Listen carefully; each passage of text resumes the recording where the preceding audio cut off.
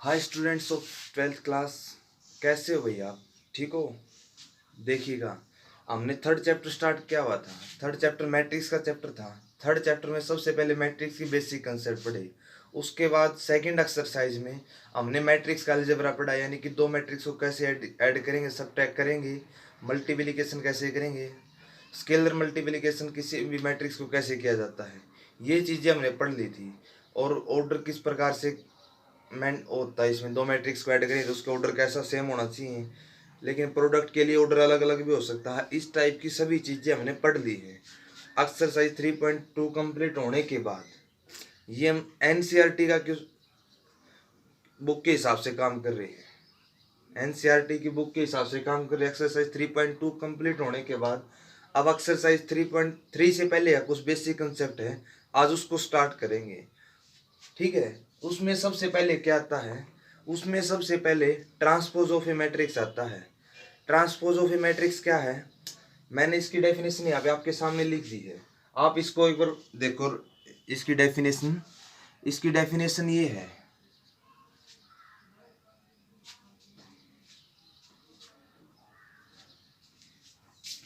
Transpose of a matrix definition, if A is equal to A I J, आप सभी जानते हो ये मैट्रिक्स का जर्नल रिप्रेजेंट करने का जर्नल सिंबल होता है। A is equal to A I G, be a N cross M cross N matrix मान ली हमने। एम क्रॉस एन ऑर्डर की कोई भी एक मैट्रिक्स ले ली, then the matrix obtain by interchanging the rows and column of A is called transpose of A. यानी and transpose of matrix is denoted by A dash, और A के ऊपर टी का सिंबल लगा देंगे। ए के ऊपर टी का, ये किसको रिप्रेजेंट करता है? मैट्रिक्स के ट्रांसपोज को डिनोट करता है। ए डैश या ए के ऊपर टी का ओ लगा देंगे, ए ट्रांसपोज हो जाएगा। ये तो डेफिनेशन थी, लेकिन आप इसको समझने की कोशिश करो। हमें कोई भी मैट्रिक्स दी हुई है, अगर उस मैट्रिक्स के हम रो को कॉलम के साथ चेंज कर दे, कॉलम को रो के साथ चेंज कर दे, उस प्रकार से उसमें एक नई मैट्रिक्स बनेगी ना, वो हमारी गिवन मैट्रिक्स ए का क्या हो जाएगी? ट्रांसपोज हो जाएगी। और उसको हमेशा किससे रिप्रेजेंट करते हैं? ए डैश से और ए ऑफ टी सी। जैसे मैं एक एग्जांपल लेके बता देता हूँ आपको। एग्जांपल ले लिया मैंने, मान लिया ए कोई मैट्रिक्स है, दो ऑर्डर की, 1 2 3 4, 2 क्रॉस 2 ऑर्डर की है, 2 क्रॉस 2 ऑर्डर की है, तो इसका ट्रांसपोज निकालना है। देन ए ट्रांसपोज किसके इक्वल हो जाएगा? रो और कॉलम को इंटरचेंज करना है, यानी कि जो एलिमेंट्स रो में आए उसको तो कॉलम में लिखना है, जो कॉलम में आए उसको रो में लिखना है। यानी कि फर्स्ट रो हमारी 1 2, तो ये क्या बन जाएगा? फर्स्ट कॉलम बन जाएगा। और फर्स्ट सेकंड रो हमारी 3 4, ये क्या हो जाएगा? Second column. ये क्या हो जाएगा? इस मैट्रिक्स का ट्रांसपोज हो गया। ऑर्डर भी इसका सेम है। अगर मैट्रिक्स 2 क्रॉस 3 की है तो उसका ट्रांसपोज करेंगे और 3 क्रॉस 2 की हो जाएगी। जो हमारे ए आई जे था, मान ली कि कोई element I row J column में था, अगर उसका ट्रांसपोज करेंगे मैट्रिक्स का, तब ये एलिमेंट ए जे आई की पोजीशन पे हो जाएगा। मान लो कि यानी कि रो किस में चेंज हो जाएगी? कॉलम में। कॉलम किस में चेंज हो जाएगा? रो में चेंज हो जाएगा। ठीक है, ये हमारी मैट्रिक्स एक एग्जांपल हो गया। ऑर्डर 2 क्रॉस 2 का, यानी कि स्क्वायर मैट्रिक्स है। अब एक रेक्टेंगल मैट्रिक्स लेके देख लेते हैं, यानी कि जिसमें number of rose and column अलग अलग हो। 1 2 3 2 1 8, 2 रोज है इसमें, 3 कॉलम है, यानी इस मैट्रिक्स का ऑर्डर कितना हो गया? 3 क्रॉस 2 हो गया। अब इसका ट्रांसपोज करेंगे तो कितना हो जाएगा? ए ट्रांसपोज हो जाएगा। इसका क्या करना हमें? रो को कॉलम में लिखना और कॉलम को रोज में। 1 2 3 फर्स्ट रो है तो फर्स्ट कॉलम हो जाएगा। 2 1 8 फर्स्ट सेकंड रो है, ये क्या हो जाएगी? Second column. 2 1 8, ये हमारी सेकंड कॉलम हो जाएगी। अब इसके अंदर कितनी रोज होगी? R1 R2 R3, 3 तो इसके अंदर रो होगी। कॉलम कितने हो गए इसके अंदर? 2 कॉलम होगी। आई बात समझ में? यानी कि m क्रॉस n किस में चेंज हो रहा है? n क्रॉस m में चेंज हो रहा है जब हम मैट्रिक्स का क्या कर रहे हैं? ट्रांसपोज कर रहे हैं। जो ए आई जे की बात करें, यानी कि जो A12 के ऊपर जो एलिमेंट था, A12 के ऊपर एलिमेंट यहाँ पर हमारा 2 था, तो यहाँ पर कितना हो जाएगा, 21 के ऊपर हो जाएगा। A13 के ऊपर 3 था तो अब ये कहाँ पर हो जाएगा, A31 के ऊपर हो जाएगा। यानी कि AJ में चेंज हो जाएगा जब हम मैट्रिक्स का ट्रांसपोज करेंगे तो, ठीक है। और ऑर्डर भी क्या हो जाएगा, जहां पर मैट्रिक्स रोज कॉलम में चेंज हो जाएंगे, कॉलम रो में चेंज हो जाएंगे। अगर मैट्रिक्स का ऑर्डर m क्रॉस n है तो उसका ट्रांसपोज मैट्रिक्स का ऑर्डर क्या हो जाएगा, n क्रॉस m हो जाएगा, ठीक है। ये किसी भी मैट्रिक्स का ट्रांसपोज होता है। ट्रांसपोज होने के बाद उसके बिहाफ पर हमारी कुछ प्रॉपर्टीज हैं, उन प्रॉपर्टीज को पढ़ेंगे हम। प्रॉपर्टीज को हम एग्जांपल के हेल्प से पढ़ लेंगे। मैंने कुछ, आई होप आपको डेफिनेशन तो समझ में आ गई है। इसके बाद हम इसकी कुछ प्रॉपर्टीज को भी पढ़ेंगे। इसकी प्रॉपर्टीज को देखो एक बार आप।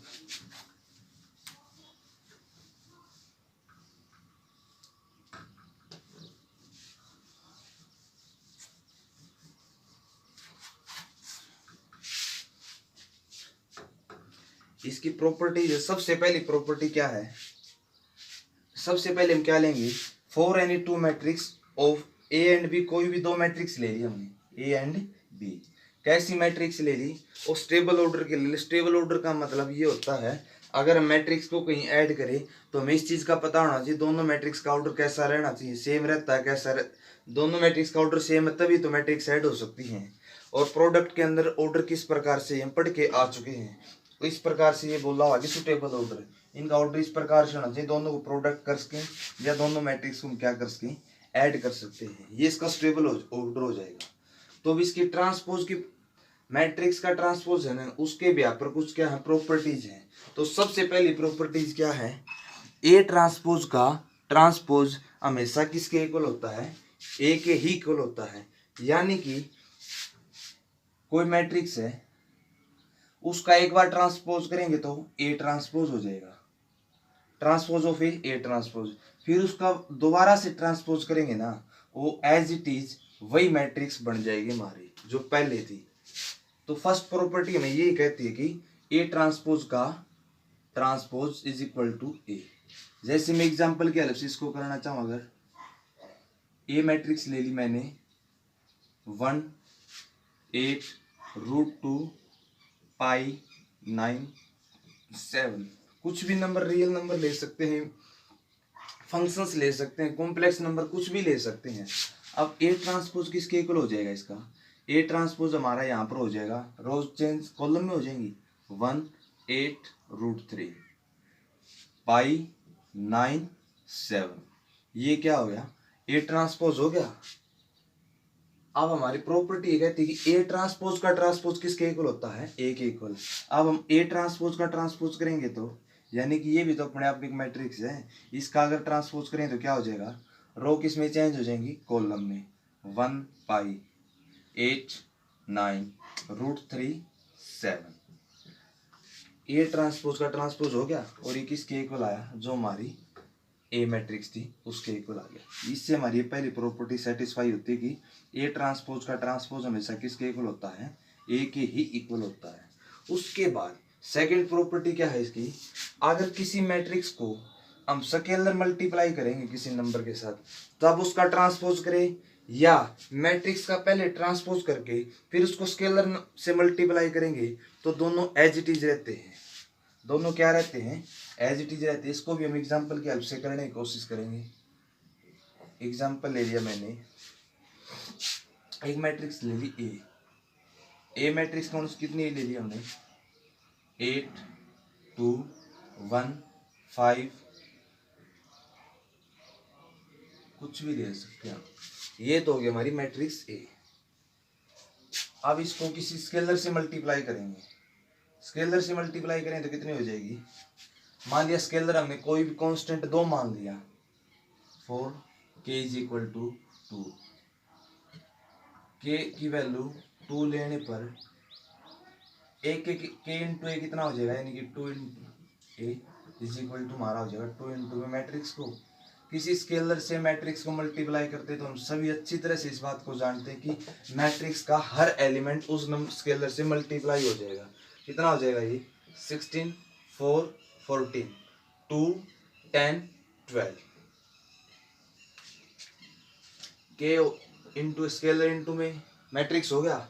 अब इसका ट्रांसपोज करेंगे, के इंटू ए का ट्रांसपोज कितना हो जाएगा, के रो को कॉलम में चेंज कर देंगे 16 4 14 2 10 12 ये तो हो गया के इंटू ए ट्रांसपोज। अब हमें क्या करना है, पहले मैट्रिक्स का ट्रांसपोज करना है, उसके बाद क्या करना है, इसको इक्वेशन नंबर 1 रख दो।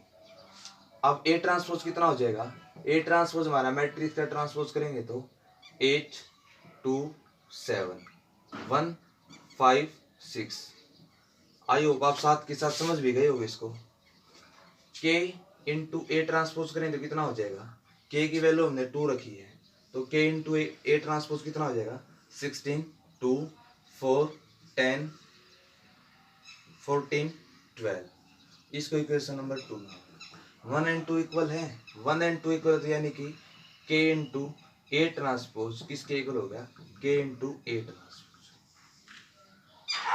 मैट्रिक्स को स्केलर से मल्टीप्लाई करके उसका ट्रांसपोज करो या मैट्रिक्स को ट्रांसपोज करने के बाद स्केलर से मल्टीप्लाई करो, दोनों क्या रहेंगे, एज इट इज रहेंगे। ये इसकी सेकंड प्रॉपर्टी है। उसके बाद इसकी थर्ड प्रॉपर्टी आती है। थर्ड प्रॉपर्टी देखना आप एक बार। थर्ड प्रॉपर्टी क्या कहती है, थर्ड प्रॉपर्टी हमें कहती है अगर दो मैट्रिक्स हैं,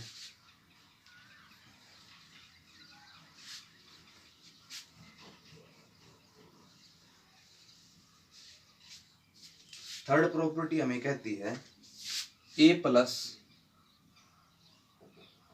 नीचे लिखी हुई है ए प्लस बी का, यानी कि पहले दो मैट्रिक्स दी हुई है हमें ए और बी स्टेबल ऑर्डर की, या तो हम ए प्लस बी करें फिर उसका ट्रांसपोज करें, या अलग अलग पहले ए का ट्रांसपोज करें फिर बी का ट्रांसपोज करें फिर दोनों को ऐड करें, तो क्या रहेंगे, दोनों इक्वल रहेंगे ये बात। यानी कि हमने ए मान ली 1 2 4 7, बी मैट्रिक्स हमने मान ली। मैट्रिक्स को ऐड करना है तो सबसे पहले एक बात ध्यान रखना पड़ेगा, मैट्रिक्स का दोनों का ऑर्डर क्या रहना चाहिए, सेम रहना चाहिए। यहां पर देखेंगे तो 2 4 1 8, ए ट्रांसपोज कितना हो जाएगा, ए ट्रांसपोज हो जाएगा 1 2 4 7, और बी ट्रांसपोज कितना हो जाएगा, बी ट्रांसपोज हमारा हो जाएगा 2 4 1 8। ठीक है, अब हम बात करते हैं, सबसे पहले इनको ऐड करेंगे, ऐड करने के बाद उसका ट्रांसपोज करेंगे, ए प्लस बी कितना हो जाएगा, ए प्लस बी हो जाएगा हमारा 1 2 4 7 प्लस कोरस्पोंडिंग एंट्रीज आपको पता है ऐड हो जाती हैं, कोरस्पोंडिंग एंट्रीज ऐड हो जाए तो 1 और 2 3 2 4 6 4 1 5 7 8 15, ए प्लस बी हो गया। ए प्लस बी का ट्रांसपोज कितना हो जाएगा, ए प्लस बी का ट्रांसपोज हमारा हो जाएगा, इसका ट्रांसपोज कर देंगे, इसका ट्रांसपोज कितना हो जाएगा 3 6 5 15। इसको इक्वेशन नंबर 1 नाम दे देंगे। ए प्लस बी का ट्रांसपोज होने के बाद अब क्या करेंगे, A transpose plus B transpose करें निकालेंगे, A transpose plus B transpose करें कितना हो जाएगा, ए ट्रांसपोज हमारा है 1 4 2 7, बी ट्रांसपोज हमारा कितना है 2 1 4 8। आई होप आप समझ गए होंगे इसको भी। 1 और 2 3 4 1 5 2 4 6 7 8 15, ये दोनों क्या हो गए, इक्वल हो गए। इससे हमारी थर्ड प्रॉपर्टी भी एग्जांपल की हेल्प से इसको हमने सेटिस्फाई करवा दिया है। उसके बाद इसकी थर्ड प्रॉपर्टी आती है। थर्ड प्रॉपर्टी हमें क्या कहती है, थर्ड प्रॉपर्टी हमें कहती है, देखो एक चीज ध्यान से देखो, लगभग और प्रॉपर्टीज भी इसके अंदर आएंगी। जैसे तो ट्रांसपोज ऑफ ए मैट्रिक्स है, इनवर्स ऑफ द मैट्रिक्स आएगा, आगे एडजॉइंट ऑफ द मैट्रिक्स आएगा, ऐसी ऐसी कई प्रॉपर्टीज मैट्रिक्स के ब्याह पर आते रहेंगी। ट्रांसपोज कंजुगेट आता रहेगा, कंजुगेट ऑफ ए मैट्रिक्स आता रहेगा, अलग अलग चीजें आती रहेंगी। एडिशन लगभग एडिशन हमेशा सेम ऑर्डर में खुलेगा। ए प्लस बी का ट्रांसपोज क्या रहेगा, A transpose plus B transpose, और इसका आगे जो आएंगे ना वो सेम रहेगा। लेकिन प्रोडक्ट की बात करें, दो मैट्रिक्स की मल्टीप्लाई करके बाद उसका ट्रांसपोज निकालेंगे, मल्टीप्लीकेशन हमेशा रिवर्सल ऑर्डर में खुलता है, यानी कि A into B transpose is equal to पहले बी का ट्रांसपोज इंटू में ए का ट्रांसपोज आएगा, न कि A transpose into B transpose आएगा। ये ऑर्डर हमेशा मल्टीप्लीकेशन हमेशा रिवर्सल ऑर्डर में खुलता है, एडिशन लगभग लगभग सेम ऑर्डर में ही चलता रहता है। ठीक है, ये हमारी थी सेकेंड प्रॉपर्टी। सेकंड के बाद अब हमें निकालनी है, सॉरी थर्ड प्रॉपर्टी थी, अब हमें फोर्थ प्रॉपर्टी निकालनी है। फोर्थ प्रॉपर्टी के लिए हम क्या करेंगे, मैट्रिक्स तो एज इट इज ले लेंगे, उसको अब की बार मल्टीप्लाई कर देंगे। मल्टीप्लाई आपको करना आता होगा, ये एक्सरसाइज 3.2 में बिल्कुल बेसिक कंसेप्ट था। मैट्रिक्स का अलजेब्रा, प्रोडक्ट, मल्टीप्लिकेशन करना, एडिशन करना, स्केलर मल्टीप्लिकेशन करना, जितनी भी प्रॉपर्टीज की थी उसको हम पढ़ के आ चुके हैं। उसके अंदर हमने ये सब पढ़ा था, मैट्रिक्स का मल्टीप्लिकेशन वगैरह। अब हमने ये दो मैट्रिक्स ले ली, ए इंटू बी किसके इक्वल आ जाएगा, एक बार इसका निकाल दो, ए ट्रांसपोज 1 2 4 7, बी ट्रांसपोज किसके इक्वल हो जाएगा 2 4 1 8 के, 2 4 1 8 के। अब हमें क्या निकालना है, ए इंटू बी करना है। ए इंटू बी यानी कि 1 2 4 7 2 4 1 8, ये भी 2 क्रॉस 2 की मैट्रिक्स है, ये भी 2 क्रॉस 2 की मैट्रिक्स है। इन दोनों को मल्टीप्लाई करेंगे तो क्या करेंगे, फर्स्ट रो की हर एंट्री को फर्स्ट कॉलम की कोरस्पॉन्डिंग एंट्रीज के साथ मल्टीप्लाई करके ऐड करेंगे ना, जो वो हमारी क्या बनेगी, ए इंटू बी जो मैट्रिक्स बनी है उसकी फर्स्ट एंट्री बनेगी। जैसे इसकी फर्स्ट एंट्री होगी 1, इसकी कितनी है, फर्स्ट रो की फर्स्ट एंट्री है 1, फर्स्ट कॉलम की इसमें कितनी एंट्री है 2 है, 1 क्रॉस 2 प्लस 2 क्रॉस 1, ठीक है। और इसमें ये हमारी फर्स्ट एंट्री होगी। अब इसी प्रकार से फर्स्ट रो को सेकंड कॉलम के साथ करें तो हमारी सेकंड एंट्री आ जाएगी, 1 cross 4 plus 2 cross 8, 4 cross 1 plus 7 cross 8।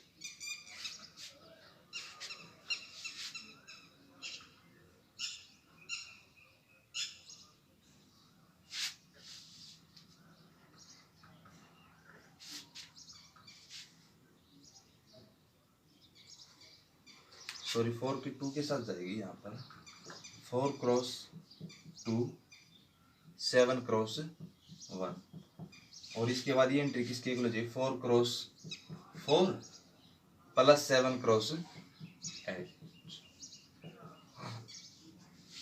ये कितना हो गया 2 2 4 16 20, और ये कितना आ गया 8 और 7 15, और ये कितना आ गया 16, और ये 56 70, ए इंटू बी हो गया।